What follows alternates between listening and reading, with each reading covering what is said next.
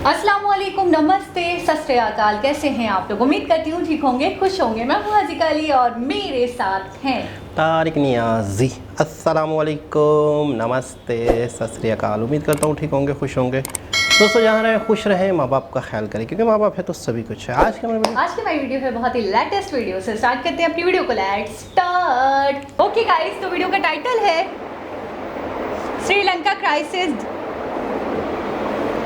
Okay guys, तो video का title है Sri Lanka crisis, dynasty rule in Sri Lanka, Sri Lanka PM resigns से स्टार्ट करते हैं। जय हिंद। देखिए, श्रीलंका के बारे में देखते हैं कि आखिर ये इतना बर्बाद कैसे हो गया, और ये तो कंप्लीट बर्बाद हो ही जाएगा, क्योंकि जिस भी राज्य या देश की जीडीपी डेब्ट टू जीडीपी रेशियो 60 से ऊपर जाता है वो बर्बादी की ओर जाता है, और 100 क्रॉस किया तो कंप्लीट बर्बाद हो जाता है। और श्रीलंका का डेब्ट टू जीडीपी रेशियो 110% हो गया है। देखिए, श्रीलंका को आज़ादी मिली 4 फरवरी 1948 को। यहाँ पर 22 मिलियन लोग रहते हैं यहाँ पर। इसका पुराना नाम सीलोन था। पहले ये भारत से शुरुआत में कई सारी इससे लड़ाइयाँ हुई थी। बहुत प्राचीन काल में भारत के राजा करिकाल आक्रमण किए थे वहाँ पे। राजा राज ने किया था, राजेंद्र चोल ने किया था, देवराय द्वितीय ने किया था, कई समय किया था। उस समय इसका पुराना नाम सीलोन था। इसकी राजधानी भी टाइम टाइम पे बदलती रही। एक समय था जब अनुराधापुर थी, फिर इसकी राजधानी कैडी हुई, फिर कोलंबो हुआ, अभी इसका राजधानी श्री जयवर्धनपुरम हो गया है। इसके बड़े शहर की बात करेंगे तो इसके नीचे में हम्बनटोटा शहर जो है, यहाँ पर ये काफ़ी बड़ा शहर है हम्बनटोटा, इसका बंदरगाह यहाँ पर। और यहाँ पर ट्रिंकोमाली इसका पेट्रोलियम रिजर्व बहुत बड़ा है, जिसे भारत ने अभी लीज पर ले लिया। इसका ऊपरी राज्य जाफना कहलाता है। ये वाला जगह जाफना है, जहाँ पर लिट्टे नामक एक उग्रवादी संगठन पनपा था। अब इसके बारे में एक एक करके समझते हैं। देखिए, श्रीलंका का 2 ही बिजनेस होता है। एक इसके यहाँ खेती होती है, दूसरा टूरिस्ट होते हैं। खेती और पर्यटन पे ही ये चलता है, लेकिन इसने पर्यटन पर खुद ही लात मार लिया। जो बचा हुआ काम था उसने कोरोना कर दिया। पर्यटन पर खुद ही लात कैसे मारा? इसने भारत से जो तमिल लोग थे वहाँ पर ऐसा कानून बनाया, नागरिकता खत्म कर दिया। वहाँ पे लगभग 40,000 लोगों को मार दिया यहाँ पर। और ये तमिल के लोग थे वहाँ पे। सिंगली बौद्ध की अधिकता है, और ये तमिल जो थे ये ज़्यादातर हिंदू रिलीजन से मायने रखते थे। तो ये लोग जो थे इन पर बहुत ज़्यादा अत्याचार करने लगे। इनके ऊपर कैंपों में रखा गया, जानवरों की तरह व्यवहार करने लगा। तो जिस वजह से भारत से इनका जो संबंध था बिगड़ते गया। अब कोई भी टूरिस्ट पास के देश में जाता है, जैसे हम ही लोग को देखिएगा, नेपाल बहुत सारे टूरिस्ट जाते हैं। अब नेपाल संबंध खराब कर लेगा तो अच्छा खासा उसको टूरिस्ट लॉस होगा। उसके बाद यहाँ क्या हुआ? ईस्टर डे ब्लास्ट हो गया। क्रिश्चियंस में 3 त्यौहार बहुत फेमस है, क्रिसमस, गुड फ्राइडे और ईस्टर।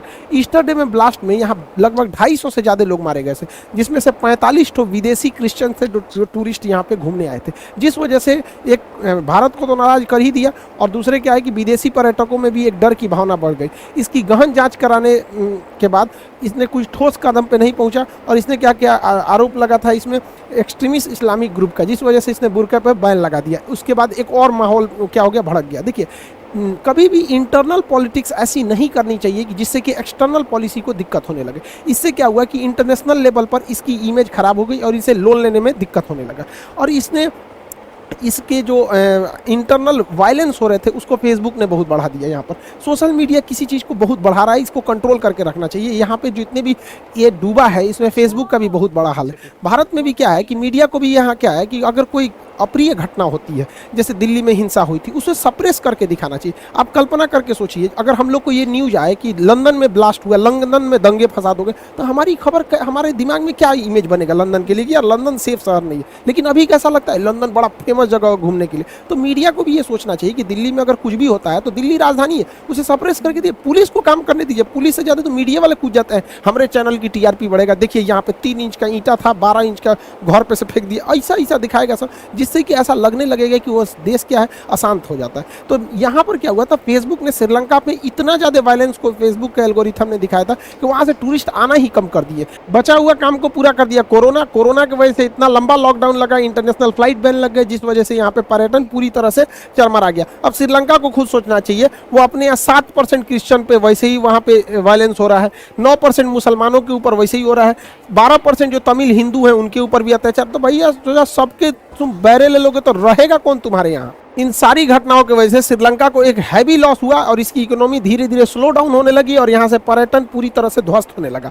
दूसरा इसका व्यापार था खेती। खेती में ये बहुत बड़े पैमाने पर कोकोनट और कोकोनट ऑयल का एक्सपोर्ट करता था। यहाँ पर नारियल की खेती बहुत ज़्यादा होती है, केरल में भी होती है, तटीय राज्यों में। देखिए हम लोग के यहाँ जो नारियल होता है वो लंबे पेड़ों पर होते हैं, लेकिन यहाँ जो तटीय राज्य होते हैं वहाँ नारियल की लंबाई बहुत कम होती है, मतलब 10 फीट 15 फीट पे नारियल हो जाता है और काफ़ी ज़्यादा मात्रा में होता है यहाँ पर नारियल। तो नारियल की खेती बहुत ज़्यादा होती थी यहाँ पर। साथ में यहाँ पे रबड़ की खेती होती है। रबड़ जो होता है, नेचुरल रबड़ जो होता है, वो यहाँ से इस पे रबड़ के पेड़ से दूध से निकाला जाता है, जिससे ये रबड़ को बनाया जाता है। तो ये रबड़ की खेती भी बहुत ज़्यादा इसके पास होती थी। दूसरा चाय, चाय में तो ये बहुत ज़्यादा एक्सपोर्ट करता था दूसरे देशों को, और खेती पे ये कुछ हद तक आत्मनिर्भर भी था। हमारे यहाँ से कम चाय होता है यहाँ पे, लेकिन हम लोग के यहाँ चाय पी भी तो जाते हैं। इतनी जनसंख्या है उस पे से, जिसको देखो सुबह में दिन भर में 3-4 टाइम चाय पी लेता है यहाँ पर, जिनको चाय की आदत लगी रहती है। तो ये यहाँ पर काफ़ी अच्छे से फल फूल रहा था। लेकिन यहाँ पे चौपट नेता सब, देखिए नेताओं का पढ़ा लिखा होना बहुत ज़्यादा जरूरी है, वरना ये ऐसा चौपट करेंगे समझे जिसकी खामियाजा कई पुस्तकों को चुकानी पड़ती है। नेतवा कहा कि भाई जो हम लोग यूरिया, पोटास, डीडीटी जो सिंथेटिक खाद का प्रयोग करते हैं, रासायनिक खाद का, इनके पास टेक्नोलॉजी नहीं थी श्रीलंका के पास, तो इन्हें इंपोर्ट करना होता था। ये लगभग $400 मिलियन प्रति वर्ष खर्च करते थे, यानी 3000 करोड़ रुपए का ये खाद मंगाते थे। इस खाद से ये फायदा होता है कि इससे पैदावार बहुत तेजी से होने लगता है, बहुत ज़्यादा पैमाने पर, लेकिन ये क्या है, महंगा आता है। दूसरा, ये खेत को एक लॉन्ग टाइम में नुकसान पहुंचाता है। तो इसने सोचा एक काम करते हैं, इसका आयात पे बैन लगा देते हैं। ऑर्गेनिक खाद, नेचुरल खाद का प्रयोग करेंगे, जैसे हमारे यहाँ पत्तियों को सड़ाकर केचुआ से बनाया जाता है, गाय के गोबर से, उसे ऑर्गेनिक खाद कहते हैं। ये क्या है, ऑर्गेनिक खाद की एक खराबी क्या है कि अगर आप ऑर्गेनिक खाद का प्रयोग करेंगे तो ये आपको 15 से 20 साल बाद इसका रिजल्ट दिखेगा। जैसे भारत में सिक्किम पहला पूर्णतः जैविक राज्य बन गया, वहाँ पे ऑर्गेनिक खाद का होता है। मिजोरम दूसरा हो गया, पूरी तरह से जैविक शहर अगरतला हो गया। ये सब क्वेश्चन याद रखिएगा, एग्जाम में पूछता है। तो इस खाद के प्रयोग से काफ़ी फायदे होते हैं, लेकिन इसका फायदा तुरंत नहीं दिखता है, और ये इन सारे खादों का फायदा तुरंत दिखता है। तो श्रीलंका का मंत्री पढ़ा लिखा तो था नहीं, उसने आयात पर बैन लगा दिया। आयात नहीं हुआ तो वहाँ हैवी डिमांड हो गई ऑर्गेनिक खादों की। अब ऑर्गेनिक खाद से तुरंत फायदा होता नहीं है, दूसरा इनके पास ऑर्गेनिक खाद था नहीं और डिमांड भयानक हो गया है। तो इसलिए इन्होंने कहा कि भाई साहब, तो खेती ये चौपट हो गया। तो इन्होंने चाइना से $70 मिलियन का ऑर्गेनिक खाद लाया। अब बताइए, चाइना से मंगा रहा है, खाने पीने का सामान तो कभी नहीं मंगाना चाहिए, तो खाद मंगाया, उस खाद में बीमारी लग गया और अजब टाइप के बैक्टीरिया पाए गए सब इसके खाद में, चाइना वाले में, और पेड़वे खा जाते थे। तो मतलब खाद डाला जाता है पेड़ उगने के लिए, सोच रहा चाइना का खाद डाला जाता तो पेड़वे खा जाता था। तो श्रीलंका ने इस खाद को वापस पैक किया और वापस जहाज से भेज दिया चाइना में। इसे भेजने में श्रीलंका को $7 मिलियन का खर्चा आया। वाह रे श्रीलंका, वाह रे चाइना, वाह यार, इससे बड़का दगाबाज तो दुनिया में कोई नहीं हो सकता। हम लोग पाकिस्तानियों को कमीना समझते थे, ये उसका भी बाप निकला सब। सोचिए किस तरह से, इससे दोस्ती ही नहीं रखनी चाहिए इन चोटों से, फादर ऑफ कोरोना। इस खाद वाला जो संकट है, इसका नतीजा ये हुआ कि जो श्रीलंका अपने खाद्यान्नों पर आत्मनिर्भर था, उसे गेहूं और चावल जैसे चीज़ों को भी इंपोर्ट करना पड़ गया अपने देश के पेट पालने के लिए। अब टूरिस्ट चौपट हो गया, खेती चौपट हो गया, अब पैसा आएगा कहाँ से? जिस वजह से इनके पास पेट्रोल को आयात करने का पैसा नहीं था, तो उस वजह से पेट्रोलियम महंगा होते गया। पेट्रोलियम इतना महंगा हो गया, अब पेट्रोलियम के ज़्यादा महंगा होने से पेट्रोलियम को लेने के लिए लाइन पे लाइन लगने लगे सब। वहाँ पर पेट्रोल का रेट इतना महंगा हो गया, 350 रुपया लीटर हो गया। अब ये पेट्रोल और डीजल के महंगा होने से हर चीज़ पर इफेक्ट पड़ता है, ट्रांसपोर्टेशन कॉस्ट बढ़ जाता है। तो जो आयात नहीं, ट्रेन का किराया बढ़ जाएगा, बस का बढ़ जाएगा, और ट्रैक्टर, डीजल जो भी चीज़ें चलते हैं इस पर, कंबाइन मशीन वगैरह जो होते हैं, ये सबसे खेती पर इनडायरेक्टली असर पड़ता है, जिस वजह से इसका खेती भी पूरी तरह से स्लो डाउन हो गया श्रीलंका का। एक के बाद एक चौपट होते गया। श्रीलंका के पास पैसा बच गया जीरो, कुछ भी पैसा नहीं बच गया। दुनिया से चला गया लोन मांगने के लिए, IMF वगैरह से लोन मांगने, भारत से लोन मांगने। इसके पास इस साल $7 बिलियन कर्जा चुकाना है, और इसके पास पैसा 1 रुपया नहीं है। चाइना कह रहा है कि हमारा लोन चाहिए, वापस चाहिए। चाइना यहाँ पर, चाइना से जाए हम्बन टोटा बंदरगाह बनाए, ससुरा तो नहीं रहे कि ठीक है नहीं बंदरगाह बनाएंगे यहाँ पर, वो लोन लेकर। अब आप सोचिए ना, किसी का कम पैसा है, लोन ले कह दे महल बनाएंगे, चौपटे ना करेगा ससुरा तो नहीं। यहाँ पर $7 बिलियन का पैसा इसके पास, कोई भी पैसा इसके पास नहीं है। अब IMF से लोन लेने जा रहा है। देखिए, वर्ल्ड बैंक जब लोन देती है तो ये अच्छे कामों के लिए लोन देती है, विकास के लिए, सड़क, पुल, बिजली घर, ये सब बनाने के लिए। IMF लोन देती है, ये बेल आउट पैकेज देती है एकदम लास्ट मोमेंट पे, जब आपके पास तनिको पैसा नहीं बचता है तब देती है, और देने के शर्त रखती है कि आपकी अर्थव्यवस्था को हम कंट्रोल करेंगे। अब बताइए, IMF से लोन लेने का मतलब है कि अपनी इकोनॉमी उसको सौंप दीजिए। यहाँ पर जो भी देश IMF पे लोन ले रहा है, मतलब समझिए वो देश चौपट हो गया। IMF को इकोनॉमी के भाषा में इसे वेंटिलेटर कहा जाता है। जैसे किसी मरीज को वेंटिलेटर लगाया, ऑक्सीजन पे जी रहा है, तो समझिए एकदम सीरियस पोजीशन पोजीशन है। तो किसी देश को पता करना है चौपट हो रहा है कि नहीं, तो देख लीजिए IMF से लोन लिया है कि नहीं लिया, चौपटे हो जाएगा यहाँ पर। तो अभी IMF इनको लोन देगी, अभी काफ़ी लंबा प्रोसेस होगा। इसने सोचा, ऐसा नहीं है कि श्रीलंका अपने को बचने की कोशिश नहीं किया, ये घटना उसके पास पिछले 2 सालों से हो रही थी। इसने क्या किया, 2020 में इसने कहा कि हमने टैक्स हॉलीडे बना देंगे, हम कोई टैक्स नहीं लेंगे, विदेशी कंपनियां कूद जाएंगी ये सोचकर। तो लेकिन कहा जाता है कि अगर दिन खराब हो ना इंसान का, तो ऊँट पे बैठे इंसान को भी कुत्ता काट लेता है। तो यही हाल हो गया श्रीलंका के साथ। जैसे इधर टैक्स हॉलीडे घोषित किया, उसके 2 महीना बाद पूरी दुनिया में कोरोना फैल गया 2020 में, और मार्च अप्रैल तक तो पूरे दुनिया में फैल गया था, और पूरी दुनिया में फैक्ट्रियां ठप पड़ गई, शट डाउन हो गया। जो भी एक तो इनके पास टूरिस्ट खत्म हो गया, खेती खत्म हो गई, पेट्रोलियम खत्म हो गया, पैसा खत्म हो गया। जो कुछ पैसा टैक्स से आता था, इन्होंने सोचा टैक्स कट कर देंगे तो विदेशी आएंगे, विदेशी आया नहीं, उस पर से जो टैक्स आ रहा था वो भी खत्म हुआ। लॉकडाउन में व्यापार खत्म हो गया, पूरी तरह से श्रीलंका जो था कंगाल हो गया। और यहाँ हालत ये हो गई, हर चीज की शॉर्टेज यहाँ देखने लगी। हद तब हो गया जब यहाँ पे पेपर की शॉर्टेज की वजह से 2 बड़े न्यूज पेपरों को बंद करना पड़ा, एग्जाम कैंसिल कराने पड़ गए, क्योंकि इनके पास पेपर नहीं है। पेपर नहीं होने की वजह से कई सारी समस्या आती है। इनके पास कोयला खरीदने को पैसा नहीं, पेट्रोलियम खरीदने को पैसा नहीं, तो बिजली बनेगा कैसे इनके यहाँ, जब इनके पास बिजली उतना नहीं बने। इनके यहाँ की सबसे लंबी नदी महावली गंगा, ये कई बार एग्जाम में क्वेश्चन में पूछा हुआ है। श्रीलंका की सबसे बड़ी नदी महावली गंगा है, उससे उतना बिजली बन नहीं पाता है। यहाँ इतनी बिजली की शॉर्टेज हो गई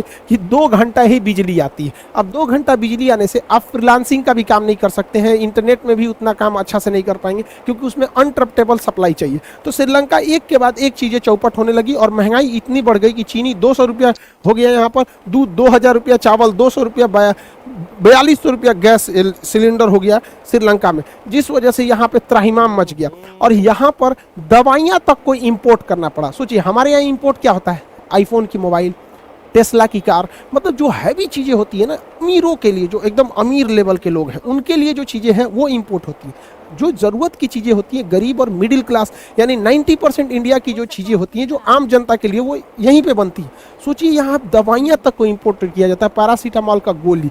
ये हाल हो गया श्रीलंका का चौपट यहाँ पर। इसे चौपट करने के लिए ऐसा नहीं है कि बर्बाद किया गया है, तो ये सब ने मिलकर बर्बाद किया। हमारे यहाँ इंडिया में देखिए ना, 1-2 नेता मिलकर बर्बाद कर देते हैं। एक कहावत कहा जाता है कि बर्बाद गुलिस्ता करने को बस एक ही उल्लू काफ़ी है, हर शय पर उल्लू बैठा हो आबाद गुलिस्ता क्या होगा। मतलब किसी बागीचा को बर्बाद करने के लिए 1 उल्लू काफ़ी है, हर बागीचा के हर डाल पर उल्लू बैठ जाए तो वो गुलिस्ता क्या होगा। यहाँ ससुरा भारत में 1-2 नेता मिलकर लूट लेता है। यहाँ खानदानी चोर बैठा है सब श्रीलंका में। खानदान हम पूरा नहीं, थोड़ा सा इन सबों का खानदान समझाते हैं, बैठ जाते हैं। श्रीलंका में एक मंत्री थे, नाम था उनका एल्विन राजापक्षे। इन्हीं के खानदान ने पूरी तरह डुबा दिया। एल्विन राजापक्षे के 4 लड़का हुआ, गोटेबाया राजापक्षे, महिंद्रा राजापक्षे, बासिल राजापक्षे और चमल राजापक्षे। ये राजापक्षा फैमिली है। गोटेबाया राजापक्षे की सुनिए ध्यान से, इन्होंने 40,000 तमिलों को मरवाया है। अभी ये वहाँ के राष्ट्रपति हैं। इनके भाई महिंद्रा राजापक्षे वहाँ के प्रधानमंत्री हैं। इनके भाई बासिल राजापक्षे वित्त मंत्री हैं, यही ने चौपट किया पूरी तरह। चमल राजापक्षे सिंचाई है, पूरी तरह से इरिगेशन मिनिस्ट्री इन्हीं के पास था, खेती को इन्हीं ने चौपट कर दिया। अभी तो ये है भाई, अभी इनको देखिए भतीजा इन सब का, मतलब इनका बेटा महिंद्रा राजापक्षे के 2 बेटा, नवल राजापक्षे और यूसिया राजापक्षे। नवल राजापक्षे खेल मंत्री है, यूसिया Rajapaksa chief of the staff है, मतलब किसको नौकरी देना है किसको नहीं, इन्हीं को जिम्मेदारी। और ये सिंचाई मंत्री वाला है चमल राजापक्षे, इसका 2 बेटा, एक का नाम है सशिंद्र राजापक्षे, इसके हाथ में कृषि है। देखिए वो सिंचाई डुबाया, ये कृषि डुबाया यहाँ पर। और समेंद्र राजापक्षे, इसके हाथ में श्रीलंकन एयरलाइन की पूरी कमांड है। पूरा ससुरा खानदान एक के पास है। ये खानदानी चोरों ने डुबाया है श्रीलंका को। जब ये परिवारवाद ना पूरी तरह से चौपट कर दिया श्रीलंका को, इन्हीं चोट्टों ने मिलकर। अभी तो हम गोतिया में गिनबे नहीं किए, चचेरा ममेरा कजन वजन बड़ी मंत्री है सब इसके पास। 9 बड़े मंत्री एक ही फैमिली से आते हैं। 70% बजट एक ही फैमिली कंट्रोल करती है। तो चौपट तो होना ठीक फिक्स था यहाँ पर। अब यहाँ पर श्रीलंका में इनके खिलाफ भयानक बवाल फैलने लगा, यहाँ पर प्रोटेस्ट होने लगे, प्रोटेस्ट धीरे धीरे वायलेंस होने लगे। हाल ये हो गया कि यहाँ पर प्रोटेस्टर जो थे ये मंत्रिमंडल के इस्तीफे की मांग करने लगे। मंत्रिमंडल ने इस्तीफा दे दिया, लेकिन ये 2 जो था सब ये इस्तीफा नहीं दे रहा था सब। तो महिंद्रा राजापक्षे जो प्रधानमंत्री थे उनके घर को जला दिया गया। बाद में इनको इवैक्यूएट करने के लिए आर्मी बुलानी पड़ी, तो इन्हें अपना त्यागपत्र देना पड़ गया। लेकिन गोटेबाया राजापक्षे अभी भी हैं। प्रदर्शनकारियों का कहना है जब तक इस चोट्टा को नहीं हटाएंगे हम यहाँ से हटने वाला नहीं है। तो यहाँ पर तो ये हट गए हैं महिंद्रा राजापक्षे, और जब तक ये गोटेबाया नहीं हटेंगे तब तक नहीं होंगे। भाई साहब भारत के तमिलों के 40,000 का जान लिए हो यार, तुम नींद कैसे आ जाती है तुम। हर इंसान, हम लोग अफगानिस्तान का एग्जाम्पल देते हैं ना, ये तमिलों के साथ उनसे भी बुरा हाल किया था। समझ में आया? आपका देश डिजर्व करता है इसको। भारत के तमिल क्या मांग रहे थे यार, माइनॉरिटी को जीने नहीं देता है सब यहाँ पर। यही हाल हो गया, जियो अब तुम अच्छा से यहाँ पर। अभी आनंद फानल में नया प्रधानमंत्री बनाया गया रानिल विक्रमसिंघे को। रानिल विक्रमसिंघे इसी के करीबी है सब, चोर चोर मौसेरे भाई। इनका कहना है कि अभी तो ये शुरुआत है, अभी तो पूरा फिल्म बाकी है, पूरा श्रीलंका भी और चौपट होगा। IMF इनको लोन अभी दे नहीं रहा है, दुनिया में जल्दी तो लोन इनको कोई दे नहीं रहा है, अभी ये पूरी तरह से चौपट होंगे। तो हर देश को ये सोचना चाहिए, हर राज्य को सोचना चाहिए कि आप अपना वित्त मंत्रालय किसे दे रहे हैं। अनपढ़ों को दे देंगे तो चौपट हो जाएगा। भारत से भी कई राज्य हैं जिनसे अच्छा संकेत नहीं है, समझिए ध्यान से। किसी भी स्टेट का या देश का GDP जो होता है वो ये दिखाता है कि इस साल वहाँ पर कितने प्रोडक्शन होंगे एक साल में, और उस GDP के बाद डेब्ट टू GDP रेशियो निकाला जाता है कि जितना प्रोडक्शन एक साल होगा उसका कितना % लोन चुकाने में जाएगा। तो लोन लेना गलत बात नहीं है, बट एक लिमिट में लेना चाहिए। यहाँ पर कहा जाता है कि GDP का 20% अगर आप लोन लिए हैं तो ये एक नॉर्मल चीज़ है, यहाँ तक ठीक है, लेकिन इससे ज़्यादा जाता है तो खतरनाक माना जाता है, और 60% क्रॉस किया तो एकदम ये डेंजर हो जाता है। 60% से ज़्यादा डेब्ट टू GDP रेशियो नहीं होना चाहिए। अब होगा कैसे भाई, साल भर में हम जितना कमा रहे हैं उसका 60% उसी में ब्याजें चुकाने में, लोन में कर दें, बचेगा क्या हमारे पास। अब ये स्थिति पे भारत के कई राज्य आ चुके हैं, जिसमें सबसे टॉप पर है पंजाब, खतरे का संकेत है यहाँ पर। 53% यहाँ डेब्ट टू GDP रेशियो, देखिए 20 होना चाहिए, 53 है यानी 60 के पास है। तो वहाँ पे काफ़ी ज़्यादा पॉलिटिक्स खराब था यहाँ पर। तो अभी तो वहाँ इलेक्शन हुए हैं, एक आध महीने सरकार आई है भगवत मान की यहाँ पर। अब एक आध महीने में कौन सरकार क्या कर लेगी किसी को नहीं पता, कम से कम 2-3 साल रुकने के बाद ही कोई बता सकता है कि इस गवर्नमेंट का क्या स्टैंड है। अभी के लिए करेंगे तो बस एक भारतीय मीडिया है और एक नेता है सब, जो सरकार बनते कहेगा सब कि एकदम ये हो जाना चाहिए। तो पंजाब को इस पर स्पेशली ध्यान देना चाहिए क्योंकि अगली दहलीज पे है। दूसरे नंबर पे राजस्थान है, इनका 39% डेब्ट टू रेशियो है। उसके बाद 38% पश्चिम बंगाल का है, 34% उत्तर प्रदेश का है, और आंध्र प्रदेश का 32% डेब्ट टू GDP रेशियो। यानी ये लोग श्रीलंका जैसी स्थिति के लिए मतलब अब धीरे धीरे जा रहे हैं। 60% थ्रेशोल्ड क्रॉस कर जाएंगे तो बहुत दिक्कत हो जाएगा यहाँ पर। श्रीलंका का डेब्ट टू GDP रेशियो 110% है, इसलिए डूबा यहाँ पर। ग्रीस जो डूब गया 2012 से 15 के बीच में पूरी तरह, उसका डेब्ट टू GDP रेशियो 200% है, इसीलिए पूरी तरह से चौपट होगा। हमारे अगल बगल के कई देश भी हैं जो इसी संकट में आने वाले हैं, जैसे नेपाल। KP शर्मा ओली याद होंगे आपको, क्या नौटंकी किया था इस बंदे ने, पूरी तरह भारत और नेपाल के रिश्तों को खराब करके रख दिया। ठीक हुआ ये गया, वरना भारत और नेपाल के रिश्ते को एकदम रसातल पे गिरा देता।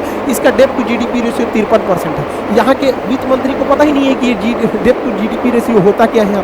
अब सबसे बड़ा खतरा तो पाकिस्तान है। पाकिस्तान का डेब्ट टू GDP रेशियो 74% है। आप समझ सकते हैं ये खतरे के निशान को पार कर चुके हैं, अब कभी भी ये बर्बाद हो जाएगा। खतरा इसलिए है कि पाकिस्तान एक परमाणु संपन्न देश है, और परमाणु संपन्न देश का स्टेबल रहना जरूरी है, क्योंकि अगर वहाँ गृह युद्ध होगा और श्रीलंका जैसी स्थिति होगी, यूक्रेन जैसा स्थिति हो गया, सीरिया जैसा स्थिति हो जाएगा, तो किसी के हाथ में एक परमाणु बम लग जाएगा, उसे कहीं चला देगा। अब पता चला आप मोहल्ले के किसी नॉर्मल आदमी को AK-47 निकाल दीजिए तो बरस करेगा इसे 47 लेकर ले। तो भाई बड़े हथियार जिम्मेदार देशों के पास होना चाहिए। तो भारत के लिए भी एक चिंता का विषय, वहाँ आतंकवादी हर गली में वो मिलेगा, कोनो को मिल गया परमाणु बम सीधे चला देगा भारत को, कोई नहीं देखेगा कि सूत्र कितना दूर जा पाएगा नहीं। तो देखिए डर उसको होता है जिसके पास होने के लिए कुछ हो, जैसे भारत है, अमेरिका है, ब्रिटेन है। चुट्टा के पास है ये क्या है जो खोने के लिए यहाँ पर है। और अफगानिस्तान तो देख ही रहे हैं पूरी तरह से तालिबान के हाथ में चला गया, और इधर म्यांमार देख ही रहे हैं, आंग सान सूकी से पूरी तरह मिलिट्री ले लिया है। तो यहाँ पे म्यांमार में तानाशाही होगा, अफगानिस्तान में तानाशाही होगा, तो 2 इधर से बर्बाद और ये 2 कर्जा में बर्बाद, नेपाल और ये आपका पाकिस्तान। तो देखिए अब आगे क्या होता है, बट श्रीलंका को तो बर्बाद होना फिक्स है। बाकी दुनिया के देशों से भी हाथ जोड़ कर विनती है कि सीखो कुछ श्रीलंका से, किस तरह बर्बाद हुआ, चाइना के डेब्ट ट्रैप में मत फंसो। अब भारत के हर राज्यों से कहते हैं कि भाई आप लोग भी अपना वित्त मंत्री सोच समझ के बनाइए कि जिसको ये सब पता हो डेब्ट टू GDP रेशियो क्या क्या होता है। इसे ही नहीं कि उठा के बना दे इसे महिंद्रा राजपक्षे टाइप का डुबा देगा। आई होप आप इसको समझे होंगे। और अगला बैच जो है हिस्ट्री का है, परसों से मंगलवार से स्टार्ट हो जाएगा हिस्ट्री का बैच। सुबह 17 तारीख को सुबह 7 बजे हिस्ट्री के बैच होंगे, उसको आप लोग इनरोल होंगे। उसकी बहुत ही नॉमिनल फी होगी आपकी 250 रुपये यहाँ पर। ये टोटल आपका बहुत 5-6 महीने चल जाता है। हिस्ट्री पूरे GS का सबसे बड़ा चैप्टर होता है, हिस्ट्री और ज्योग्राफी। NDA के बैच है, ये ऑनगोइंग है। NDA वाले बैच के लड़के जो उत्तर प्रदेश के लड़के हैं जिनका एग्जाम थोड़ा सा डिले हो गया था, उन लोग के लिए भी है भाई, अभी आप क्या कर सकते हैं, इसे ज्वाइन कर सकते हैं। NDA 2 के लिए इसमें, और जो NDA फर्स्ट में जिनका रिजल्ट आ गया उन लोगों के लिए SSB के लिए इस महीने के लास्ट में बैचेज स्टार्ट हो जाएंगे, वो लोग भी SSB कर सकते हैं और आप लोग भी बॉर्डर पे जाइए। आई होप आप इस पूरे टॉपिक को समझे होंगे। जी जनाब। इसे कहते हैं हमारे यहाँ कहावत है, अल्लाह की लाठी बेआवाज़। जैसा उन्होंने तामिलों के साथ किया था, 40,000 से भी ज़्यादा तामिलों को मारा था जिस तरीके से, और एक माइनॉरिटी समझकर कुचल दिया था उनको, आज देखें कि वो खुद सड़क पर आ चुके हैं। दूसरी बात ये करना चाहूँगी कि वाकई श्रीलंका को देखने के बाद तो मुझे लगता है कि हमारे लिए तो उनकी जो कंडीशन है वो बड़ी सबक आमोज़ है और हमें उनसे सीखना चाहिए, क्योंकि उन्होंने कहा 60% के ऊपर अगर आ जाता है तो फिर आप समझे वैसे ही आप ख़तरे की घंटियाँ आप पे तो मंडरा रही हैं, बज रही हैं, और हम तो 74% पे पहुँचे हुए हैं। अपनी जीडीपी का 74% हिस्सा हमें तो ब्याज में देना है, डेप्थ में देना होता है, तो फिर हम कहाँ खड़े।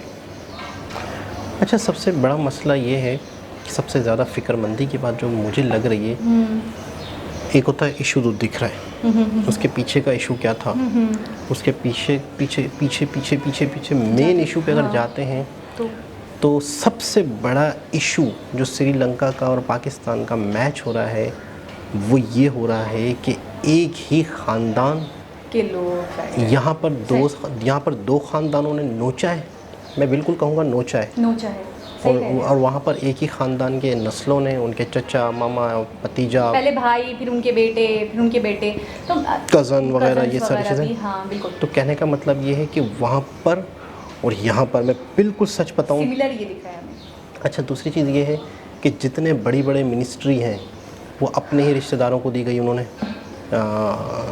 एयरलाइन का मिनिस्टर, आर्मी का मिनिस्टर, डिफेंस मिनिस्टर, इरिगेशन पूरा उनके हाथ में, ठीक है ना। अच्छा, फिर वो क्या करते हैं पता है, क्या नौकरियां बांटते हैं, नौकरियां बेचते हैं, पैसे लेकर। मिसाल के तौर पे किसी भी डिपार्टमेंट नौकरियां चाहिए, अब नौकरी का मतलब होता है कि नीचे जो जॉब वाले होते हैं उस इदारे के, वो उस इदारे को चलाते हैं। जब मैं अपने ही जानने वालों को नौकरियां बांटूंगा पैसों से, टैलेंट नहीं देता, 100% मैं कहता हूँ, इन्होंने नहीं बताया होगा, जब अपनों को किसी इदारों के सरबराह बनाया जाता है तो उससे खाया जाता है। सही। और वो बंदा खाता है, फिर वो बंदा अपने बड़ों को खिलाता है। वो बंदे ने अगर 1 लाख लगाए फॉर सपोज एक नौकरी हासिल करने के लिए, तो फिर वो बाद में उसी नौकरी से 10 लाख कमाएगा रिश्वत के थ्रू, दूसरी चीज़ों के थ्रू। तो इदारा कैसे चलेगा? जब नाकारा पुरजे इदारों में घुसेंगे तो वो, अच्छा, फिर वो भी लूटेंगे, फिर सब लूटेंगे। तो ये करते अच्छा, ये चलता रहता, ये जब तक चलता रहता जब तक कोविड नहीं आता। कोविड ने आके इनका सारा मतलब पानी फेर दिया। अच्छा, इनकी हर कंट्री के ना बहुत सारे मामलात होते हैं इनकम के, कोई किसी राज्य में किस तरह का सिस्टम होता है, किसी राज्य में क्या चीज़ बनती है, किसी राज्य में कौन सी चीज़ उगती है, किसी राज्य में किसी तरह की कारीगरी होती है, पाकिस्तान में भी ऐसा ही है। तो इंडिया के साथ सबसे बड़ी बदनसीबी जो श्रीलंका के साथ सबसे बड़ी बदनसीबी ये हुई कि इनका जो इंडिपेंडेंट जो सिस्टम था वो सिर्फ 2 चीज़ों पे था। और मैं कहता हूँ कि पाकिस्तान के साथ थोड़ी सी खुशनसीबी के वो कोविड में नहीं डूबा, उसका जो सिस्टम था वो टूरिज़्म नहीं था, उसका सिस्टम थोड़ा सा कोई और था। मैं कुछ बोलूं, टूरिज़्म के लिए कुछ होना भी तो नहीं, जैसे मिसाल के तौर पर हमारे यहाँ कपड़े की सनतें हैं, हाँ। हमारे यहाँ स्पोर्ट के सामान असर पड़ा है कोविड में, ऐसा नहीं है कि हमारे बिजनेस ठप हुए हैं। देखिए, मैं आपको उन दिनों में क्या हुआ, उन दिनों में मैन्युफैक्चरिंग होती रही, कुछ अरसा बंद रहा, हाँ, लेकिन कोविड के बाद आप ये कहना चाह रहे हैं टोटली हम निर्भर नहीं थे उस पर कोविड की वजह से थोड़ा सा पाकिस्तान अभी तक जो सर्वाइव कर रहा है उसकी वजह बता रहा हूँ। श्रीलंका पहले आ गया शिकंजे में मामलात के, पाकिस्तान अभी तक नहीं आया, तो थोड़ी सी जो पाकिस्तान और श्रीलंका के साथ जो चेंज था वो सिर्फ ये था। अच्छा, मैं पता है एक चीज़ आपको बोलूँ, पहली बात तो मैं खान सर का बहुत ज़्यादा शुक्रिया अदा करना चाहूँगी कि जिस तरीके से उन्होंने, एक तरीके से बात तो श्रीलंका की हो रही थी,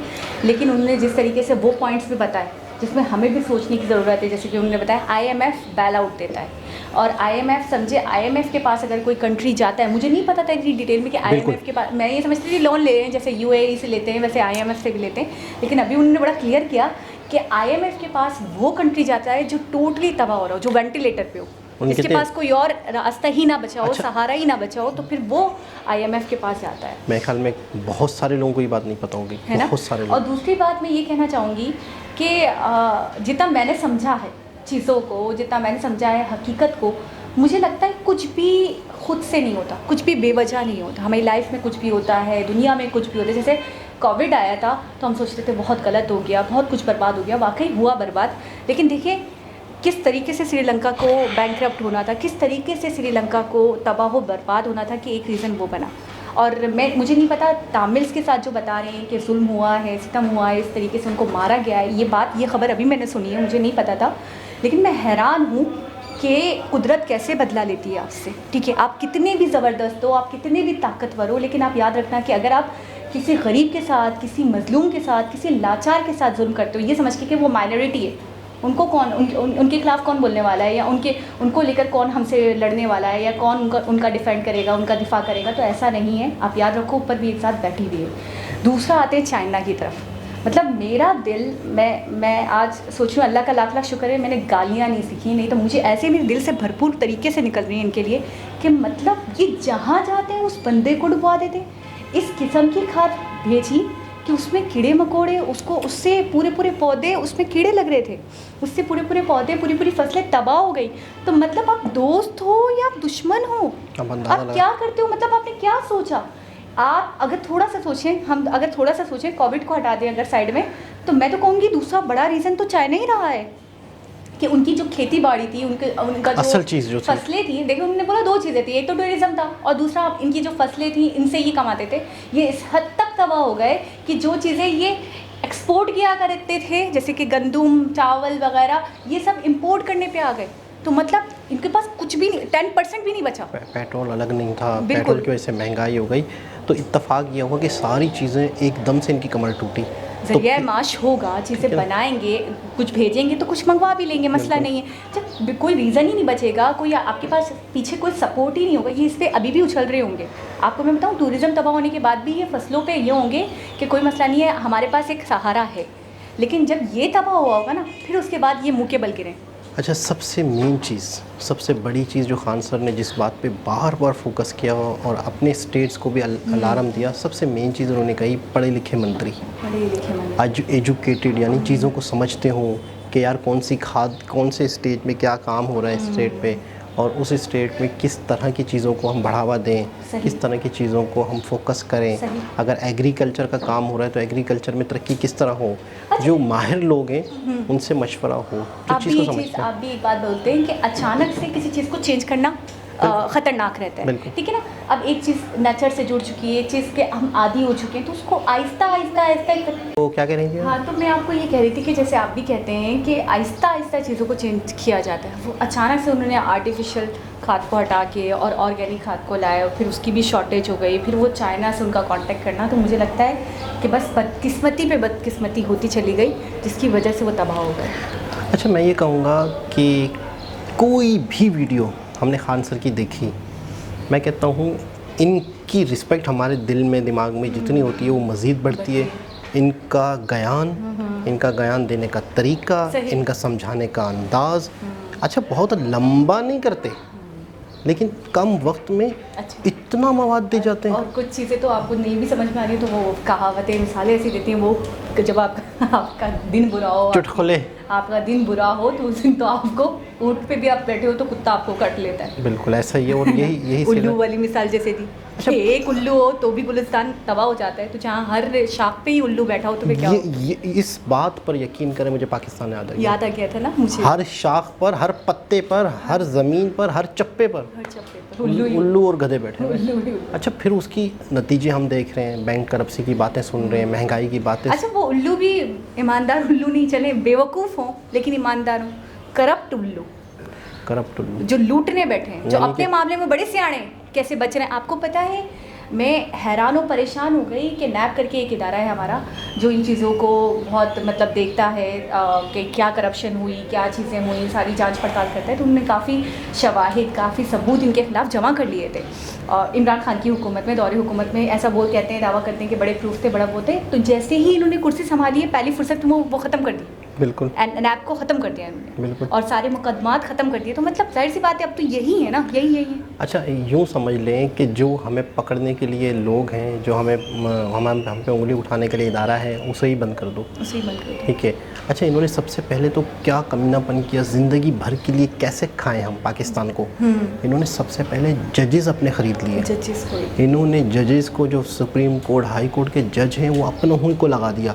यानी इन्हें पता है हमने गंद करना है, उस गंद की वजह से हम पे कोई एलिगेशन लगेंगे, अदालतें जाएंगे, केस होंगे, जज फैसला करेगा। तो क्यों ना मेन काजी ही अपने बिठा दिए जाए पहले से, कि हो सकता है मैं यहाँ गड़बड़ कर रहा हूँ। जिस मुल्क में इंसाफ पावर के बलबूते पर मैं कहूँ कि उनकी इस्तिताअत के बलबूते पर, उनकी सत्ता के बलबूते पर 12 बजे रात को हाई कोर्ट, सुप्रीम कोर्ट खुल जाए, तो फिर मैं कहूँगी उसका तो अल्लाह ही मालिक है। अच्छा, एक और मैं आपको मसला बताऊँ कि जैसे मिसाल के तौर पे है इंडिया में गवर्नमेंट है मोदी जी की, इनके आसपास जो मिनिस्टर हैं, ये सर जोड़ के बैठते होंगे, क्या करते होंगे पता है? तरक्की यार ये होना चाहिए, इससे आवाम को ये मिलेगा, इससे मिलेगा। अच्छा, यहाँ पे सर जोड़ के बैठते हैं, क्या बातें करते हैं, किस तरीके से हमारी ये चोरी न छुप सके, किस तरीके से हम ऐसे कानून बनाएं जिससे हम पकड़ाई ना दें। अगर कल को हमारे ऊपर केसेस बनते हैं तो हम एक ऐसा कानून बनाते हैं, देखो आज हम सही हैं, आज हम सत्ता में, ठीक है, तो आज ही हम इस मुल्क के कानून ही ऐसे क्यों ना बना लें, अदलिया को ही क्यों ना ख़रीद लें, ऐसा सिस्टम क्यों ना बना लें कि हम पकड़ाई ना दें। तो अपने लिए भागने के रास्ते, अपने लिए बचने के रास्ते इस चीज़ पे सर जोड़ते थे। कल मैंने पोस्ट देखी जिसमें लिखा हुआ था, मुझे समझ में नहीं आता नवाज शरीफ पहले आएगा या दज्जाल पहले आएगा। मैं इस चीज़ को सोच के हैरान हूँ, परेशान हूँ। मतलब ऐसे चुटकुले, ऐसी बातें। और यही वजह है अब आप मुझे बताएं कि इनको भागने से कौन रोक सकता है? चले, पहले तो केसेस थे इन पे, उनकी बेटी पे थे, इनके बेटे पर थे, इन दोनों भाइयों पे थे, इनकी जो मदर थी उन पे भी थे। तो मैं ये कह रही हूँ, अब कौन पकड़ेगा इनको? अब तो ये भाग सकते हैं आराम से, सारे केसेस रफा दफा हो गए। बिल्कुल कौन ऐसे ही वो पकड़ेगा? भागे जो इदारे हाथ डालते इन पे, उन्हीं को इन्होंने ख़त्म कर दिया, तहलील कर दिया, तो अब क्या बचा? बिल्कुल ऐसा ही है। लेकिन खान सर का बताना बहुत ज़बरदस्त था, और हर पाकिस्तानी के लिए ये वीडियो मस्ट वॉच करनी चाहिए, मस्ट। पाकिस्तान का फ्यूचर दिख रहा है, और पाकिस्तान से लोग उठे, पाकिस्तान को बचाने के लिए उठे, वरना मेरे मुंह में खाक हो कि पाकिस्तान का ये हाल ना हो। दोबारा किसी और वीडियो से आपसे मुलाकात होगी, जब तक के लिए अल्लाह हाफिज़।